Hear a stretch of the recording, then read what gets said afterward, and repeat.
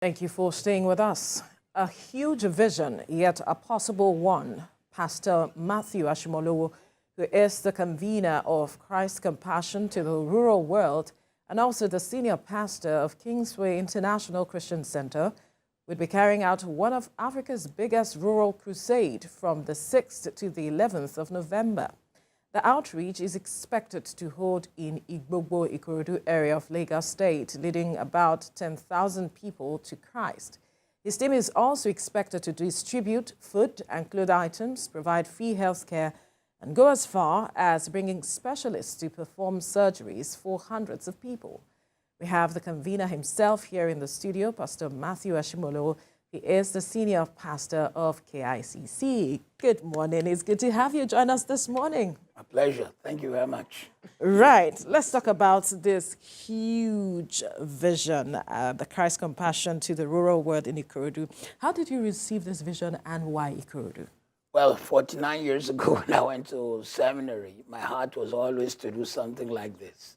Right. But the church denomination which trained us at that time wanted everyone to be pastors. So I did that for almost all these 49 years.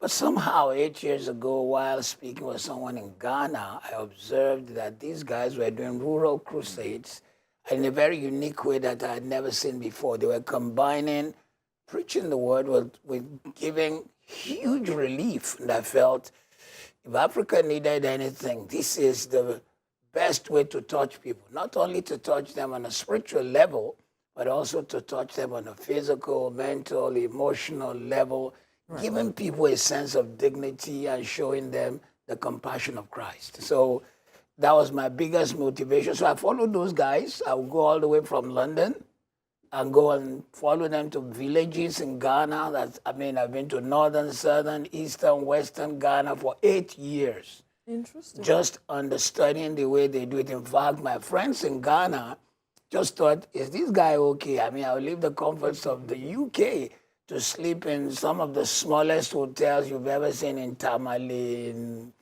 Bolgatanga, all those villages you've never heard of in Ghana. But I was doing it in preparation for what I wanted to do in Nigeria. I felt very strong that I was to do crusades in rural Nigeria, go where others probably didn't think they should go.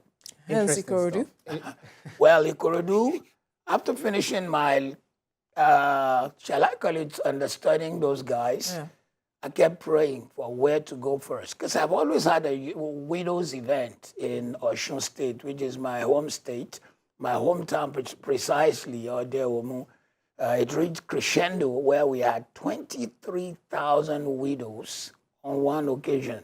Oh, wow. Yeah, we gave 23,000 widows money, clothes, and food. It became the biggest widows thing you could ever hear of. But then I felt it wasn't about my state. I needed a clear leading. One day, standing on my balcony in the little house I have in Lekki, overlooking the waters, I felt I heard God say, well, you've been praying for where to go, and it's just next door. I said, next door where? He said, look to your right. On my balcony, Ikorodu is 15 minutes. If you travel by water, Ikorodu is 15 minutes. Right. And it was such a shocker. I said, first of all, that's where I went to train 49 years ago. It's so close by. How come I didn't hear? That's how Ikorodu, Igbogbo came about. Didn't tell anyone, called my driver, did a Google search for the largest space I could find, Igbogbo Stadium. Got there, and the rest is history. That's an amazing thing. And, I'm a Muslim, and I am also big on, reading the Bible because of the fact that, the kind of family background that I have, Christian and Muslim. And I know that what you're doing is inconsistent with Matthew 14, 17 to 21, where Jesus Christ. Nice to hear you put the passage. 5 loaves of bread and 2 fishes, and he said, bring them here, and then he multiplied it. But you are now taking it a notch higher, by feeding people with 50,000 packs of rice, beans, etc. Also bringing in doctors to perform 300 surgeries and all of that. So I've been wondering, this is quite humanitarian, as against what others will always preach about prosperity and not looking at how do we touch the lives of the people. This is at a huge cost. Why? Number one, it's just so interesting that until you get a a eureka moment. You never know that certain statements are in the same Bible you carry all of your life. In Acts 10:38, it says, how God anointed Jesus Christ of Nazareth, who went healing the sick and doing good. Yeah. The Greek word for doing good actually is doing charitable work, giving gifts, helping people. So it meant that, when you look at the life of Christ like you referred, you see him doing it severally. Yeah. Thousands were at his meeting. He didn't want them to go home hungry. He fed them. Matthew 9, he saw them and he showed compassion. Several times, Jesus' work was underwritten by extreme compassion. He saw a widow woman going to bury her only son, her only joy. He brought the boy back to life. So that is our biggest motivation. And in doing this, the guys in Ghana kept saying, Pastor Matthew, it's time. Let's go do Nigeria. I said, if we're going to do Nigeria, it's going to be 10 times what you are doing in your little villages in Ghana. Ikorodu, I had to do my own demographic study. When I lived there 49 years ago, there were 84,000 people in Ikorodu. Wow. Today, there's 1,093,000. What you call Ikorodu is actually made up of Ikorodu, Igbogbo, Ipakodo, and 151 villages. So you could not do something like this and bring 5,000 rice. So we'll be doing 50,000 packets of rice, 50,000 packets of beans, 50,000 packets of gari, 10,000 bottles of oil, 10,000 buckets, 24,000 exercise books for children. We'll be doing 75,000 clothes, 15,000 of it being brand new Ankara for the women, and then the rest for every gender, male, female, boys and girls, men and women. We'll be doing 10,000 sachets of sugar, 10,000 sachets of salt, etc., etc., etc., etc. The reason for this is truly to show compassion, to show love, to touch the hearts of men and make them see that, look, really, really, really Christianity is about showing love and showing compassion and ministering to people. Apart from this, we're working with the General Hospital in Ikorodu. We'll be bringing in doctors and other fire specialists. From the Monday of our starting to the Friday night, 200 to 300 surgeries will take place. But the biggest, like one guy will say on TikTok, the Ogakpata of them all, is on Saturday, when we will line up 100 doctors, 100 pharmacists, 50 pharmacy technicians, and other specialists, lab technologists, lab technicians to check if you are susceptible to malaria, high blood pressure, diabetes.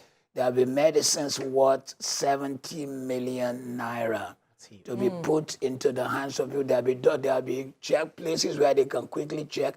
So Igbogbo Stadium will be practically a hospital on Saturday, the 11th of November, taking care of, we don't know yet, maybe between 10 and 20,000 people. We'll start from 6 a.m. on that day. 3 p.m., they'll cut off the number of people who can enter. We don't want someone to enter and they're unable to attend to them, but they will not finish until 6 p.m. In the night meetings, we also believe that, look, the reason we're doing Saturday and providing all those medicine is because not all men have faith. Yeah. The real purpose of what we're doing is to win souls to Christ. In the evening meetings, it'll be a miracle crusade. I believe in miracles. I believe God heals the sick. He sets captives free. I believe the blind can see. I believe the deaf can speak. I've seen it. I've seen it all through my ministry. Doing it in Ghana, unusual things happened in the meetings in Ghana. A 32-year-old lady who's deaf and dumb speaks. 16-year-old boy who had never spoken or heard and spoke. His mother was crying. And she said, I live with this boy. What's happening here? But then, you see, sometimes the church needs to be both cerebral and spiritual. Right. We can't striking a balance. Yes, we can't do all things spiritual without being cerebral. That's the reason why, we do the miraculous in the night. All right. And we do the cerebral in the daytime. Interesting that this is coming at this time where even the federal government is looking to cushion the effect of the removal of fuel subsidy, bringing out palliatives. State also looking at putting in some measures to cushion the effect on people, and this will also go a long way. But then again, one would wonder, who is financing this? Very good question. Very good question. As you can see, they didn't say KICC. It says Christ's compassion to the rural world. One of the things I've always believed is that if God prospers me, it's not just for my own prosperity. Right. It puts me on the stage to have to answer this, but 75–80% of costings today comes from me. You alone? Yes, while we have others giving. So if anybody is able to give, we are glad. May I just say here and appreciate 1 or 2 medical pharmaceuticals, hearing the magnitude of what we want to do, were able to give us some medicines. So we will now have to augment with buying. I cannot but mention one particular medical company. When the guy saw the magnitude of what we want to do, he gave us 164 boxes of medicine. Wow. That tells you that there are Nigerians who are ready to go extra mile to bring hope, healing, and succor to people. So people are giving. Let me just admit that. We make appeals on our platform. I have a morning prayer platform where people connect to from 50 nations. So people who are not Nigerians have been giving towards this, and Nigerians everywhere, diaspora, local, have been giving towards this. That's great. Interesting stuff. You already celebrated your 71st birthday on 17th of March. I hope I'm correct. Yes, sir. As you've been born in 1952. But then you go into 72, and we're looking, we're wondering whether you have more, what's it called, hills to conquer, because we know that 72 and, counting, they'll be winding down. The way you've been talking, boisterous, you're full of life, the energy is there, and then, the feeling for the entire people, the people of the world is also there. What exactly is it, this strength? Where is it coming from? Well, number one, I believe the strength comes from the Lord, but number two, I also believe that you need to take care of yourself. So you hit the gym? So, I hit the gym. I do 4 hours. Oh, wow. I do 4 hours exercise every other day. Interesting. Every other day I do 4 hours. 2 hours of walking around, 2 hours in my gym. Coupled with the energy you also bring to the altar. So I do 4 hours. I just believe that when we talk age, we talk biology, but biology should not really determine how long you live. I think modernity, medicine, opportunity, and informations we now have help us. Also, I cut down my meals and stopped a lot of the food I eat, because the African food was designed by farmers. And most of us are not farmers. We still eat like farmers do. Yes. Gari laro, gari loson, gari lale, eba, all the starch, So when you start sleeping early in the morning after you've woken up. So when I tell people, if I eat akara, it's only akara. You say akara and what? Yeah. Because that's the mindset. If I eat moi moi, they say moi moi and what? No, it's a meal. And so they can't believe it. So the energy comes from knowing Christ, living for Him, but at the end of the day also, deciding that I intend to live healthy and but my commitment for the rest of my life is Christ's compassion to the rural world. So Ikorodu is the opener of the matrix. So we're hoping that people in that area, in fact, we're going to be putting buses out. We have about 15 routes. This thing is costing close to 400 million naira, probably more. Wow. Yes, we'll be putting buses out to every of the 151 villages. So some people's movement too. Yeah, we'll be carrying people to the crusade. We'll be dropping them as close as we can, because some of the roads are just accessible, not motorable. As it is. Interesting that this huge project, one is wondering you will need or require a number of hands to help as it is, because of the number. And we're wondering where are you getting them from? Thank you very much. I'd like to celebrate all the churches in the Ikorodu region. Once we went and cast the vision, the Pentecostal Fellowship of Nigeria, the churches in that region got involved. The Christian Association of Nigeria in that area got involved. Foursquare Church, the Redeemed Christian Church, you've got the Anglican Church rallied around us. So it's actually all the souls that will be giving their life to Christ are not coming to our church. We just take the decision cards and distribute to all these churches. My first meeting with pastors in the area, 1,200 showed up, even though it was a short notice. And subsequently, a good number have heard. So we think we need 1,000 volunteers to manage the crowd, because during the daytime, the distribution, one, you don't want stampede. Second, you want order. Yes. Thirdly, if an elderly mother comes and we give her the rice, the beans, and the gifts, we want a volunteer to help her until she is away from any pushing around. So the volunteers, in fact, 200 of my members from London are buying their own tickets, paying for their own hotel, paying their own hotel bill to be there. I told them, if you're coming, buy your ticket, pay your hotel bill. I will only provide lunch. So we're paying for lunch for 1,000 volunteers every day. It's huge. Wow. It's really big. That's a lot. Interesting stuff. And I know, when you started reading out all of the benefits that people will get, apart from, getting, closer to the Holy Spirit, through the messages you'll be giving, all of this, 50,000 packs of rice, the same thing for beans, having a lineup of doctors and all of that. If this predated 2023 elections, I will be asking you, are you running for election?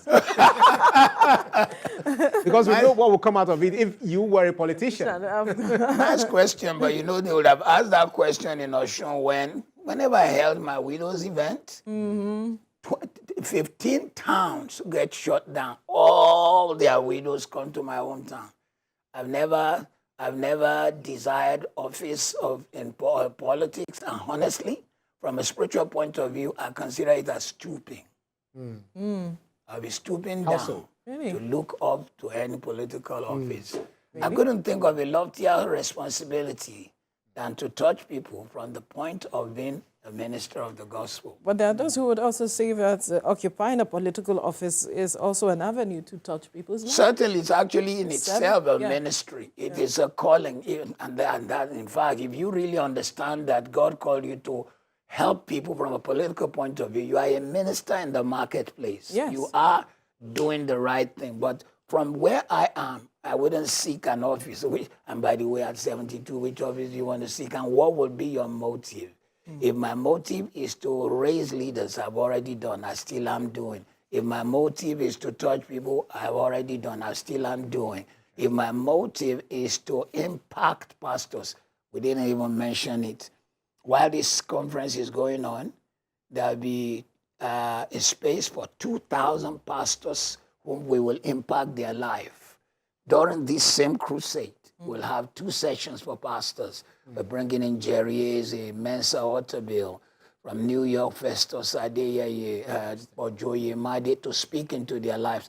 And I'm actually also giving those 2,000 pastors a Bible I had prepared myself. I published a Bible myself, and Cambridge University published a Bible. It costs £40, but I'm giving to the pastors, 2,000 pastors, and giving them 5,000 books. I've written 110 books. So out of my books, I'll give 5,000 books to these pastors. So you can see, after writing 110 books, I'm publishing the Bible and traveling the whole world. Why would you seek an office? So we're not doing it to seek an office. We want to show the compassion face of Christ. Right. Now, with this huge crusade happening in Ikorodu, there will be those who will be asking, security measures being put in place is a critical one, because we know what the situation across the country is right now. So if you could just talk to us on that. First of all, I also want to give kudos to His Excellency, the Executive Governor of Lagos State. Once I had this vision, I believe I'm a Yoruba person. I have to knock on the right doors. I first went to the kings, knocked on their door.